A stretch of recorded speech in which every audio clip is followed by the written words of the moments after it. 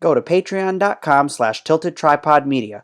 Support this channel by becoming a member and unlock the future of video. Product reviews, travel, and more on Tilted Tripod Media. Click that subscribe button and welcome to the future of video. And smash the bell icon to be notified about weekly videos.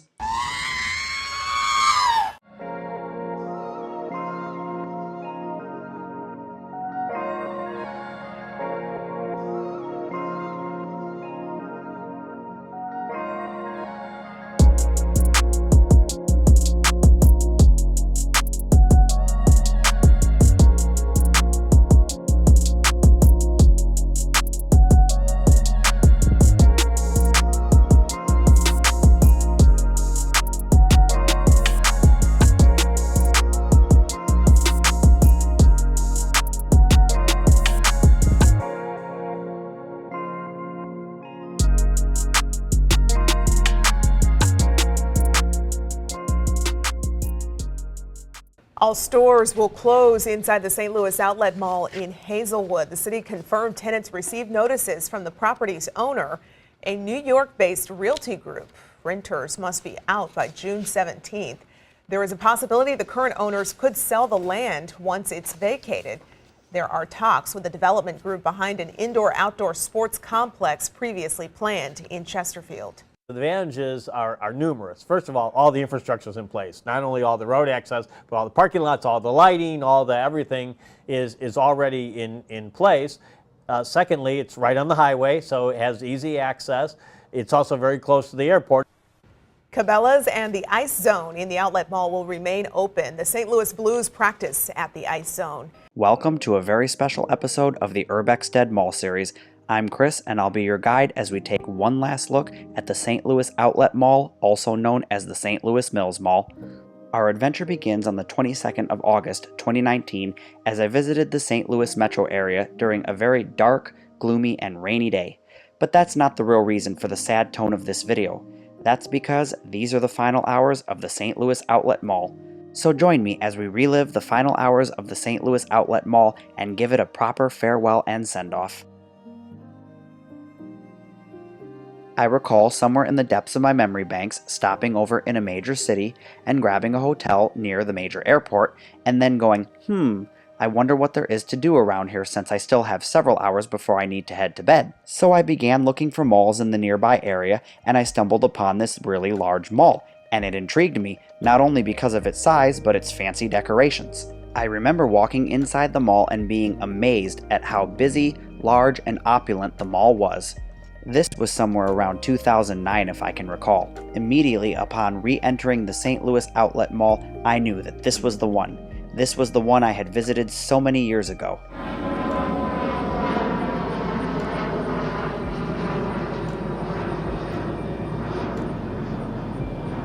Yep, it's located only a few miles from the St. Louis International Airport. So the St. Louis Outlet Mall is in a really weird location of the St. Louis metro area. Yes, it's in Hazelwood, Missouri, a northern suburb of St. Louis. But the weird thing is that if you travel north from the mall, it immediately becomes rural farm fields for as far as the eye can see.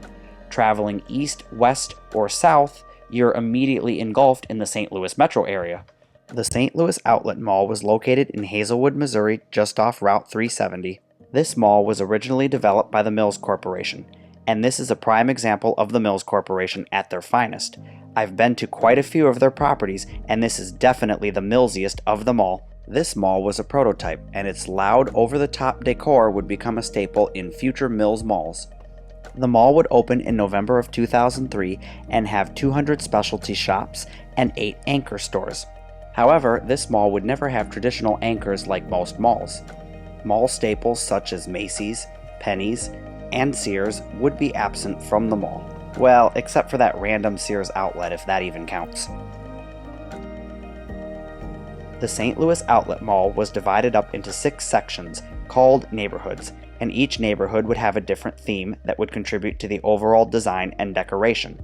And the attractions within that area would follow the exact same theme. The 6 sections would include High Drama Oasis, Chandelier Court, Play Area, Tree Oasis, Sports Street, Circus of Fire, the 1904 World's Fair Food Court, and Shakespeare in the Park.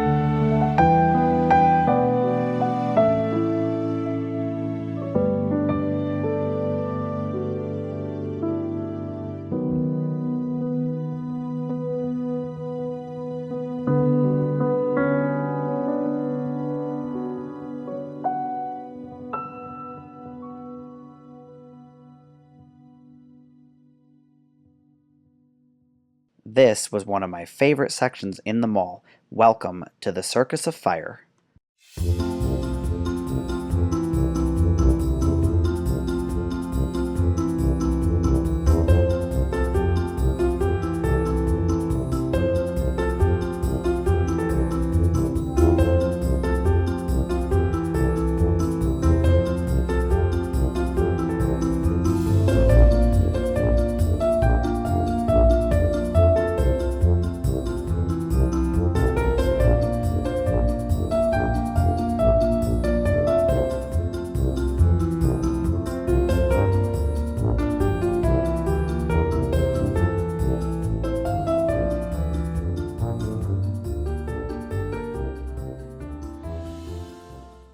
During the mall's prime, it would have 13 anchors.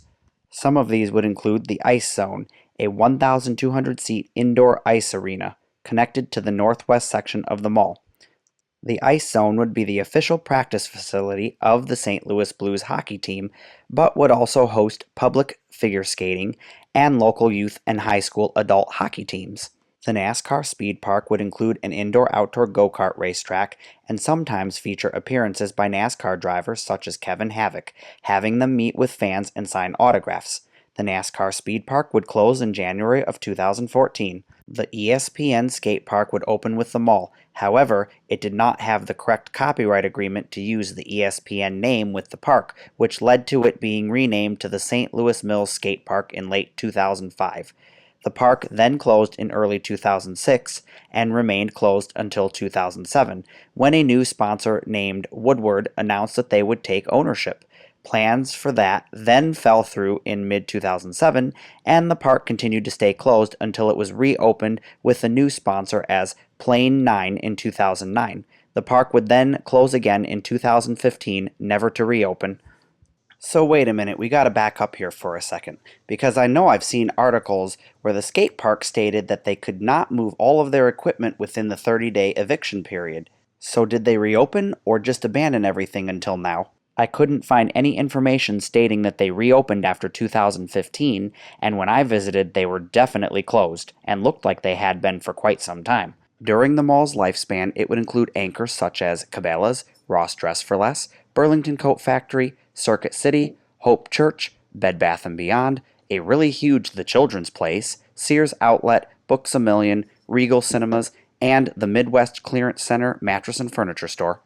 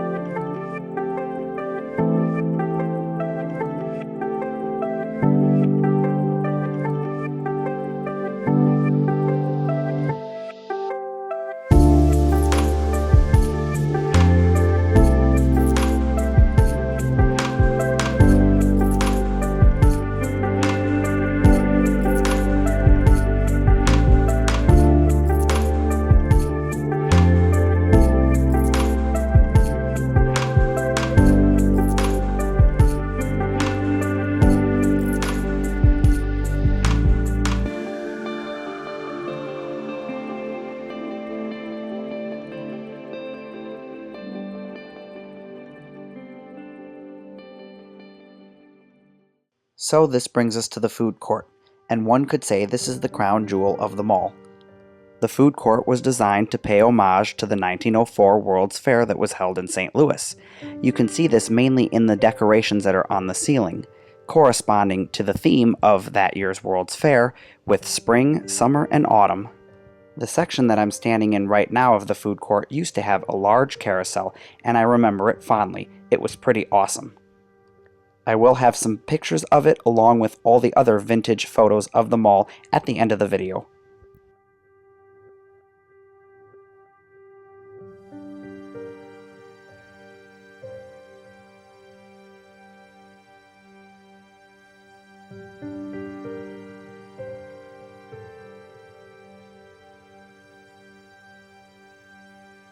So this is it.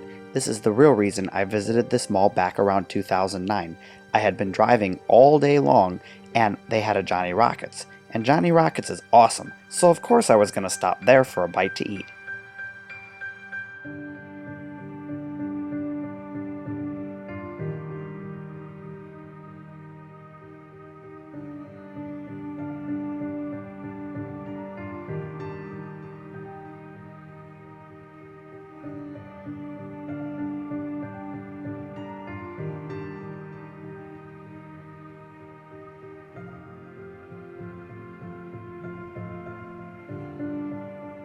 This was the Regal IMAX. It had 18 theaters and would open with the mall.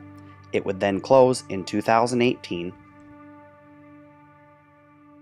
So I have to give a shout out to Kristen over at UNICOM Productions. She does amazing work and I highly recommend that you check out her channel. But I wanted to mention this next shot that you're about to see is ironically similar to the one that's in her video. And the funny thing is I hadn't even seen her video on this mall until after filming it myself. I'll put a link in the description below to her channel where you can check out her video on the St. Louis Outlet Mall. This was a PBS Kids Playground, and it's really well preserved and in really great condition. A lot better condition than the one over at Forest Fair Village in Cincinnati.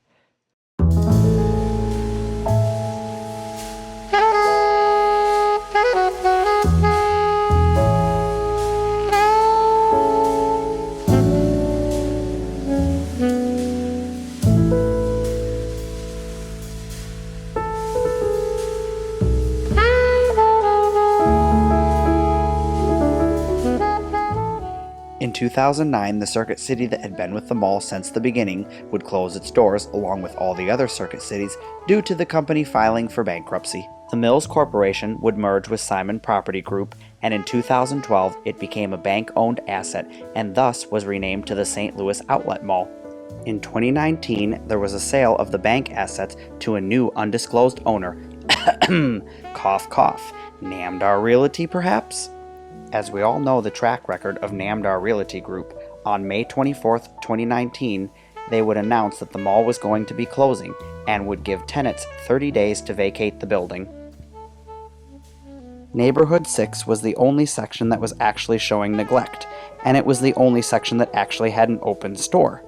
Neighborhood 6 had several leaks in it and large trash cans underneath to collect the rainwater. The day that I visited was eerily quiet and eerily empty. The only sounds that could be heard was the buzzing of the electric lights, the occasional dripping from the ceiling, and a few mall walkers as they passed by. So turn down the lights, light a candle, and grab your favorite drink as we take one last listen to the sounds of the St. Louis Outlet Mall.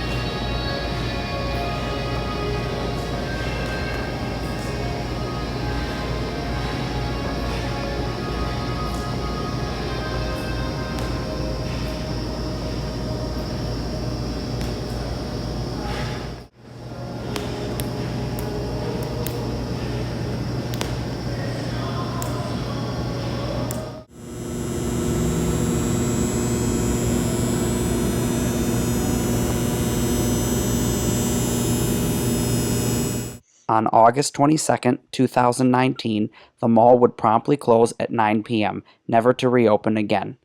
Well, at least as a mall, that is. There are plans to renovate the mall and turn it into a mixed-use sports complex by 2020. And when that reopens, I will be coming back to take a look at it and see what the changes bring. Fields, hotels, a water park, it all may be just the beginning. The sports resort will take over the entire Mills Mall site right along Interstate 370, just west of Lambert Airport. News 4's Emily Pritchard is live in Hazelwood tonight detailing what's next and what this means to the community. Emily? Courtney, this structure will basically stay intact, but right where I'm standing will be the Welcome Center. If you head down the hall, off to the right will be pickleball courts and beach volleyball. To the left will be a Cabela's. Now, actually, they plan to reopen the theater here by this Thanksgiving. They plan to open some volleyball courts by February, and by mid-March, some ball fields. And this is just the beginning of the plan for the Powerplex. The Powerplex will offer space for almost every sport imaginable. Here you don't have downtime. I mean, every one of our venues can transform into something else when that season is slow, and you need to deliver that to your restaurants and to your hotels. They can't have down seasons. The basketball courts you can see named Beal Arena for Bradley Beal. The Chaminade grad all-star for the Washington Wizards has joined the ownership group and says he can't wait to give back to the community. This is something that gives kids an outlet, in our city, to be able to have fun, to try something out, try different sports, try different activities, to be involved in something. The main campus will be 138 acres. They expect 2.9 million visitors annually. When St. Louis Mills Mall first opened, it put Hazelwood on the map. I think we'll be back on the map. I think for a lot of our residents, you're going to see an opportunity for jobs. They expect job fairs to start this fall and create more than 800 positions. And I said, I don't want this going to St. Charles. This needs to be in St. Louis County. St. Louis County Councilman Mark Harder says when a deal for a smaller Powerplex in Chesterfield fell through, he wanted to make sure St. Louis County didn't miss an opportunity. And the people of North County need to be proud of this too. They need to know that this place, in probably another 6 months to a year, would have been boarded up. And now it will be a vibrant, new community here. Dan Buck with Big Sports Properties says the site has space for 6 hotels, and phase 2 will include adding space for cheer and dance competitions and dorms to host local camps. I mean, this thing is only 15 years old. It cost $256 million to build, and it was headed for a bulldozer. That's just not right. To see what we can do with it, to watch what transforms here in the next 12 months is going to be magical, and I think it's going to be a lesson to America of don't give up on these properties. There's also a plan for a massive dome at this property that can house 3 NCAA-sized ball fields. That's expected to be done by September of 2020. This deal is expected to close by the end of August, meaning the real work and construction and renovating can all start this September. Reporting live in Hazelwood tonight, Emily Pritchard, News 4. So these are my final thoughts and memories of the St. Louis Outlet Mall. I can remember visiting back in 2009 and instantly falling in love with this property. I have visited other Mills properties, such as the Pittsburgh Mills and Forest Fair Village in Cincinnati, but I was too late for those. They were already in a sharp downward spiral of decline. So I really can't say what those were like when they were brand new and shiny, but I can say that the St. Louis Outlet Mall was absolutely amazing. To my knowledge, the only thriving Mills property I can recall visiting was the Great Lakes Crossings Mall in Auburn Hills, Michigan, and I've been there a bunch of times since I lived not too far from it. That mall in itself is amazing because it's huge, and it has things like an aquarium and a Legoland Discovery Center, but it's not as fancy and opulent. It's just not the same feeling as the St. Louis Outlet Mall. As for the future of this property, I really hope that it can be brought back to life for future generations to enjoy within the community. A completion date of 2020 seems rather ambitious, and I hope they can pull it off. The future plans for this property talk about sports, and more sports, and even more sports, and I hope that's not all that's planned for this property, because I think it has great potential to be so much more. So I'm not against this property having some sports, but if you want to draw a larger crowd, not everyone likes sports. So I think they need to reopen the movie theater, the go-kart track, the glow golf, add in a really large arcade, put in some shopping and dining, and maybe even add a water park and a hotel. That would be a great idea. Hi, I'm David Reed. I'm the general manager for St. Louis Mills. At about midnight, we had 15 stores open, and some of the lines were quite impressive. For example, the lines for Old Navy went out of the store and all the way up to entry 1, which is a run of about 150 to 200 feet. We estimate about 350 people.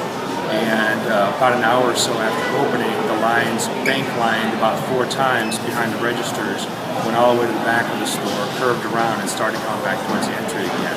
So as you can tell, Old Navy had some special deals that the customers really wanted to come at midnight and get. And likewise at 5 a.m., Cabela's had a line that stretched around the building and halfway around the side. Estimate those lines to also be about 350 people. So there's been a lot of good deals and a lot of excitement here, even though we've officially just been open for a little while now.